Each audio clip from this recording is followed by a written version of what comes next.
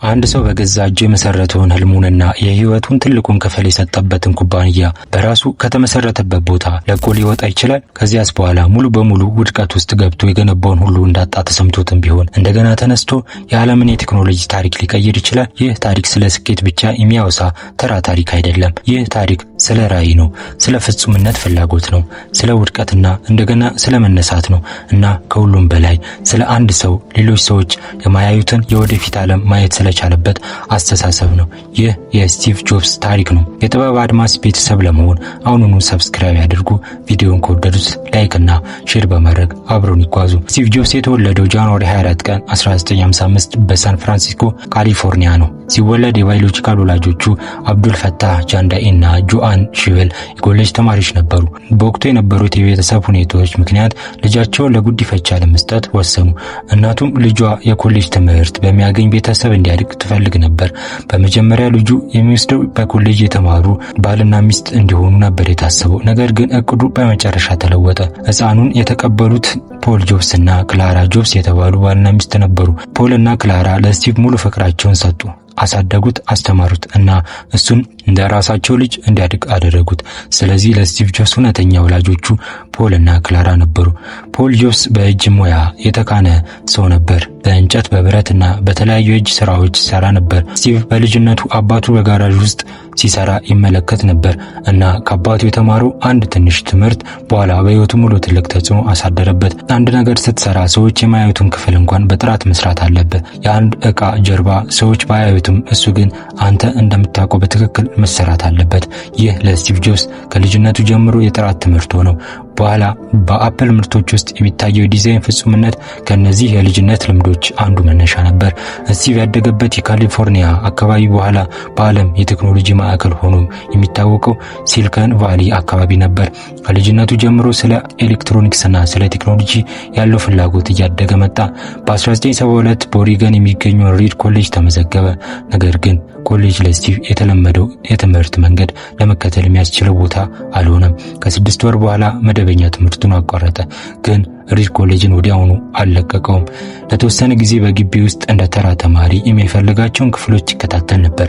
በዚያን ጊዜ ህይወቱ ቀላል አልነበረም። በጓደኞቹ ክፍል ወለል ላይ ይተኛ ነበር። የኮካ-ኮላ ጠርሙሶችን በመመለስ ጥቂት ሳንቲሞችን ያገኝ ነበር። እንዲሁም በየሳምንቱ ነፃ ምግብ ለማግኘት ወደ ሃሪ ክርሽና ቤተ መቅደስ ረጅም ርቀት በእግሩ ይሄድ ነበር።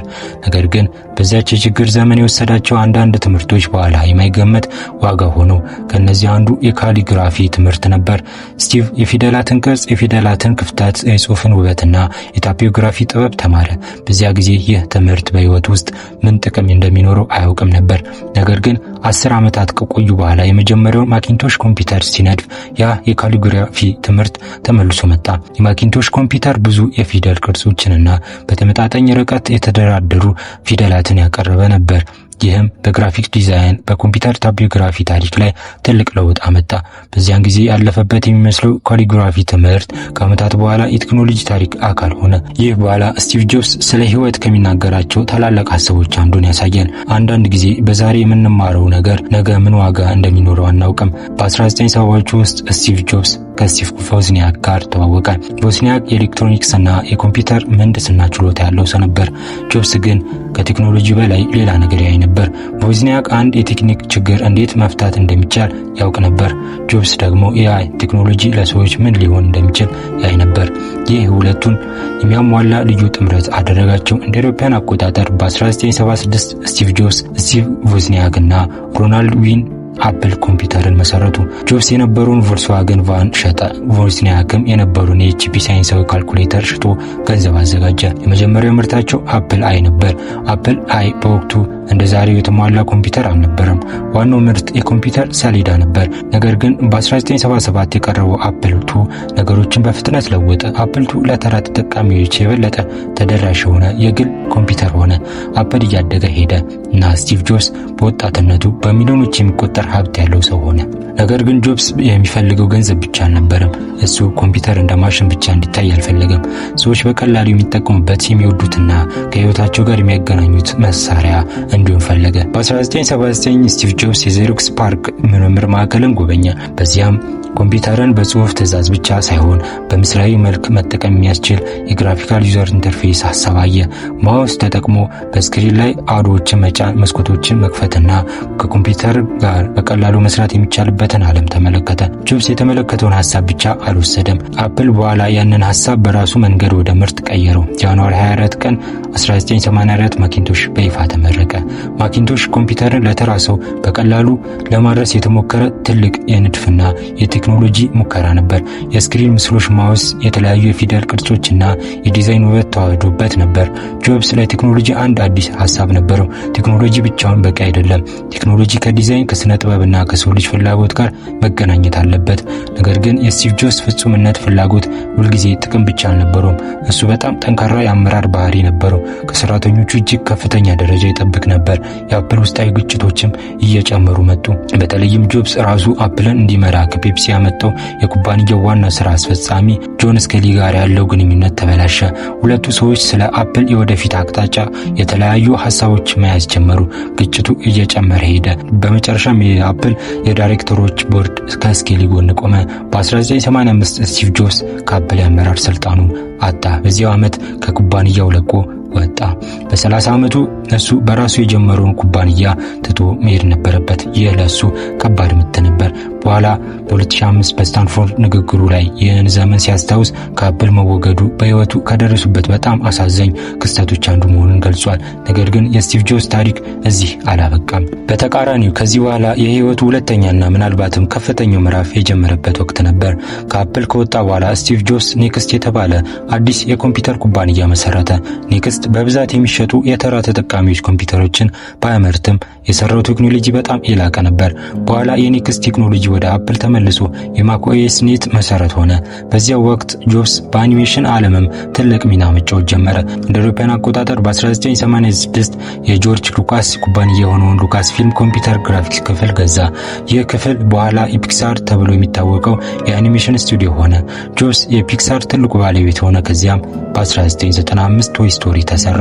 ቶይ ስቶሪ በሙሉ በኮምፒውተር የተሰራ የመጀመሪያው ሙሉ ርዝመት ያለው የ3D አኒሜሽን ፊልም ሆነ። ፊልሙ ትልቅ ስኬት አገኘ። ፒክሳርም ከዓለም ታላላቅ የአኒሜሽን ስቱዲዮዎች አንዱ ሆነ። ስቲቭ ጆብስ ከአፕል ከተለየ በኋላ የራሱን የፈጠራ አቅም እንደገና ማሳየት ጀምሮ ነበር። ከዚያም አፕል ራሱ ከባድ ችግር ውስጥ ገባ። በ1990ዎቹ መካከል ኩባንያው በገበያ ላይ ትልቅ ችግር እያጋጠመው ነበር። ብዙ ምርቶች ነበሩት፣ አቅጣጫው ግን ግልጽ አልነበረም እና አፕል አዲስ ኦፕሬቲንግ ሲስተም ያስፈልገው ነበር። በ1996 አፕል ኔክስትን ለመግዛት ወሰነ። ይህ ውሳኔ አንድ ትልቅ ውጤት አመጣ። ስቲቭ ጆብስ እንደገና ወደ አፕል ተመለሰ። በ1979 ደግሞ የኩባንያው ጊዜያዊ ዋና ስራ አስፈጻሚ ሆነ። ስቲቭ ጆብስ ወደ አፕል ሲመለስ ያገኘው ኩባንያ ከብዙ ችግሮች ጋር ይታገል ነበር። ጆብስ ግን የተለመደውን የንግድ መንገድ አልተከተለም። በመጀመሪያ ብዙ ምርቶችን ሰረዘ። አፕል የሚሰራቸው ምርቶች ወደ ጥቂት ዋና ምድቦች ቀነሰ። ዋናው ሐሳቡ ቀላል ነበር፣ ብዙ ነገሮችን መስራት ሳይሆን ጥቂት ነገሮችን በጣም በጥሩ ሁኔታ መስራት። ይህ የጆብስ የፎከስ ፍልስፍና ነበር። ስኬት ማለት ለሁሉም ነገር አዎ ማለት አይደለም። አንዳንድ ጊዜ ለብዙ ጥሩ ሐሳቦችም አይ ማለትና በአንዱ በጣም ጠቃሚ ነገር ላይ ማተኮር ነው። በ1979 አፕል ቲንክ ዲፈረንት የተሰኘውን የማስታወቂያ ዘመቻ ጀመረ። ዘመቻው ስለ ኮምፒውተር ብቻ አልነበረም፣ ስለ ሰዎች ነበር። ዓለምን በተለየ መንገድ ለማየት ስለሚደፍሩ ሰዎች ነበር። ስለ ፈጣሪው፣ ስለ ራዕይ ባለቤቶችና ስለ ነገሮችን ከሌሎች በተለየ መልኩ ለማየት ስለሚሞክሩ ሰዎች ነበር። ይህ ሐሳብ ከስቲቭ ጆብስ ራሱ የህይወት ታሪክ ጋር በጣም ይመሳሰል ነበር። በ1998 አፕል ኢማክን አስተዋወቀ። ኢማክ በዲዛይኑ ለየት ያለ ነበር። ኮምፒውተር እንደ ቢሮ መሳሪያ ብቻ ሳይሆን በቤት ውስጥ ሊቀመጥ የሚችል ውብ ነገር ሊሆን እንደሚችል አሳየ። አፕል ተመልሶ እየተነሳ ነበር። ከዚያም በ2001 ሌላ ታላቅ ለውጥ መጣ። አይፓድ 1000 ዘፈኖች በኪሱ ውስጥ የሚለው ሐሳብ ሰዎች ሙዚቃን የሚይዙበትንና የሚያዳምጡበትን መንገድ ቀየረ። ጆብስ የሚሰራው ቴክኖሎጂ ብቻ አልነበረም፣ ሰዎች ቴክኖሎጂን እንዴት እንደሚለማመዱት እየቀየረ ነበር። ከዚያ ደግሞ አይፎን መጣ። ጃንዋሪ 9 ቀን 2007 ስቲቭ ጆብስ በአፕል ዝግጅት ላይ አይፎን አስተዋወቀ። ይህ ተራ የስልክ ማሻሻያ አልነበረም። ስልክ ሙዚቃ ማጫወቻና የኢንተርኔት መሳሪያ በአንድ ላይ የተዋሃደ አዲስ አይነት መሳሪያ ነበር። በኋላ የአፕል ስቶር መምጣት ከዚህ ስርዓት ጋር ተያይዞ ሰዎች ስልኮቻቸውን የሚጠቀሙበትን መንገድ ዳግም ቀየረ። ዛሬ በኪሳችን የምንይዘው ስማርትፎን በህይወታችን ውስጥ ያለው ቦታ ለመገመት አይቸግርም። ነገር ግን በ2007 ይህ ለብዙ ሰዎች አዲስ ዓለም ነበር። በ2010 ደግሞ አይፓድ ተመረቀ። አፕል በኮምፒውተርና በስልክ መካከል ያለውን ቦታ በአዲስ መልክ ለመግለጽ ሞከረ። በእነዚህ ምርቶች ሁሉ ውስጥ አንድ የሚደጋገም ሐሳብ ነበር፤ ቀላልነት፣ ትኩረት፣ ዲዛይንና ቴክኖሎጂን ከሰው ልጅ ፍላጎት ጋር ማገናኘት። የስቲቭ ጆብስ ታላቅነት የሚለካው በሰራቸው ምርቶች ብቻ አይደለም። እሱ የአስተሳሰብ መንገድ ነበረው። አንድ ነገር ለመስራት ሌሎች ሰዎች እንዲፈቅዱልህ መጠበቅ የለብህም ብሎ ያምን ነበር። ሰዎች የማይቻል የሚሉትን ነገር ለመሞከር ድፍረት ያስፈልጋል እና አንዳንድ ጊዜ በዚያ መንገድ ላይ መውደቅም ይቻላል። እሱ ራሱ ወድቆ ነበር፣ ከራሱ ኩባንያ ወጥቶ ነበር፣ ነገር ግን እንደገና ተመለሰ። በ2005 በስታንፎርድ ዩኒቨርሲቲ የምረቃ ስነ ስርዓት ላይ ስቲቭ ጆብስ ታዋቂ የሆነውን ንግግሩን አደረገ። ንግግሩን በሶስት ታሪኮች ከፈለው። የመጀመሪያው ነጥቦችን ማገናኘት ነበር። እሱ በኮሌጅ የተማሪው የካሊግራፊ ትምህርት በወቅቱ ምንም ጥቅም የሌለው ይመስለው ነበር። ነገር ግን ከ10 ዓመታት በኋላ ያ ትምህርት በማኪንቶሽ ውስጥ ተመልሶ መጣ እና እዚህ ላይ አንድ ትልቅ ሐሳብ አለ። ወደፊት እየተመለከትን ህይወታችንን ነጥቦች ማገናኘት አንችልም። ወደ ኋላ ስንመለከት ግን እነዚያ ነጥቦች እንዴት እንደተገናኙ ማየት እንችላለን። ስለዚህ ለወደፊቱ ነገሮች በሆነ መንገድ እንደሚገናኙ ማመን አለብን። ሁለተኛው ታሪኩ ስለ ፍቅርና ኪሳራ ነበር። ስቲቭ ጆብስ የሚወደውን ስራ በልጅነቱ እንዳገኘ ተናገረ። ነገር ግን ከዚያ ስራ ተለይቶ ወጣ እና ያንን ኪሳራ በህይወቱ ውስጥ የተሻለ ነገር ለመፍጠር እንደ አዲስ እድል ተጠቀመበት። ሶስተኛው ታሪኩ ስለ ሞት ነበር። በዚያን ጊዜ የጤና ችግር አጋጥሞት ነበር። ስለ ሞት ማሰብ ሰውን በጣም ግልጽ ያደርገዋል ብሎ ያምን ነበር። ምክንያቱም ጊዜ ውስን መሆኑን ስታውቅ ህይወትን በሌሎች ሰዎች ፍላጎት መሰረት ለመኖር የምታባክነው ጊዜ ይቀንሳል። የሌሎች ሰዎች ድምጽ የውስጥ ድምጽን እንዲያፍን መፍቀድ የለብህም። ራስህ የምታምንበትን ነገር ለመከተል ድፍረት ሊኖር ይገባል። ይህ ከስታንፎርድ ንግግሩ ዋና ሐሳቦች አንዱ ነበር። ስቲቭ ጆብስ ከፓንክሪያስ ካንሰር ጋር ለዓመታት ታገለ። እንደ አውሮፓውያን አቆጣጠር በ2004 ላይ በስታንፎርድ ንግግሩ የገለጸው የካንሰር ምርመራ ተደርጎለት ነበር። በኋላ የነበረው የጤና ችግር ግን በህይወቱ ቀጣይ ዓመታት ላይ ትልቅ ተጽዕኖ አሳደረበት። እስከ መጨረሻው ዘመን ድረስ በፈጠራ በዲዛይንና በአፕል ስራ ላይ ተሳትፎ ቀጠለ። ነገር ግን የህይወቱ ጉዞ በመጨረሻ ደረሰ። ኦክቶበር 5 ቀን 2011 ስቲቭ ጆብስ በ56 ዓመቱ ከዚህ ዓለም በሞት ተለየ። ስቲቭ ጆብስ ከዚህ ዓለም ሲለይ በስሙ የተመዘገቡ ብዙ ምርቶችን ብቻ አልተወም፣ አንድ የአስተሳሰብ ቅርስ ተወ። እሱ ያሳየው ነገር ቴክኖሎጂ ማለት ብቻውን ማሽን አለመሆኑን ነው። ቴክኖሎጂ ከሰው ልጅ ሐሳብ፣ ከፈጠራ፣ ከዲዛይን እና ከምናብ ጋር ሲገናኝ ዓለምን መቀየር ይችላል።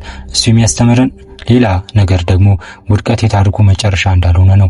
ከአፕል ወጣ፣ ኔክስትን መሰረተ፣ ፒክሳርን ወደ ታላቅ የፈጠራ ተቋም ለመቀየር ረዳ እና በመጨረሻ ወደ አፕል ተመልሶ ኩባንያውን እንደገና ወደ ዓለም ከፍተኛ የቴክኖሎጂ ተቋማት መካከል አመጣ። ስለዚህ የስቲቭ ጆብስ ታሪክ ስኬት ብቻ አይደለም፣ የውድቀት ታሪክም ነው። የጥረት ታሪክ ነው፣ የራዕይ ታሪክ ነው እና ሰው በራሱ ሐሳብ ላይ ካመነ ምን ያህል ርቀት መሄድ እንደሚችል የሚያሳይ ታሪክ ነው። ዓለም የተገነባቸው ከኛ በምንም የማይለዩ ሰዎች በተሰሩ ሐሳቦች ነው። ዛሬ በዙሪያችን የምናያቸው ብዙ ነገሮች አንድ ጊዜ በአንድ ሰው አእምሮ ውስጥ የነበሩ ሐሳቦች ብቻ ነበሩ። ስለዚህ ሐሳብን አታቅልሎ፣ ህልምን አታቋርጥ። አንድ ጊዜ ብትወድቅ ያ የመጨረሻ እንዳይመስል። አንዳንድ ጊዜ የዛሬው ውድቀት የነገው ስኬት መጀመሪያ ሊሆን ይችላል። አንዳንድ ጊዜ ዛሬ የማይጠቅም የሚመስለው ትምህርት ነገ በህይወት ትልቁ መሳሪያ ሊሆን ይችላል እና አንዳንድ ጊዜ ከምትወደው ነገር ተለይተ መውጣት እንኳን ወደ ትልቁ እቅድ ሊመራ ይችላል። ስቲቭ ጆብስ ያለፈው ህይወት አሁን ተለውጧል። ነገር ግን የጠየቀው ጥያቄ አሁንም የሚኖር ነው። እኛ ምን እንፈጥራለን? እኛ በዓለም ላይ ምን አሻራ እንተዋለን? እና ከኛ በኋላ የሚመጡ ሰዎች ዛሬ ስለምንሰራው ምን ይላሉ? ጊዜ ውስን ነው። ስለዚህ በሌላ ሰው ህይወት ለመኖር አታባክነው።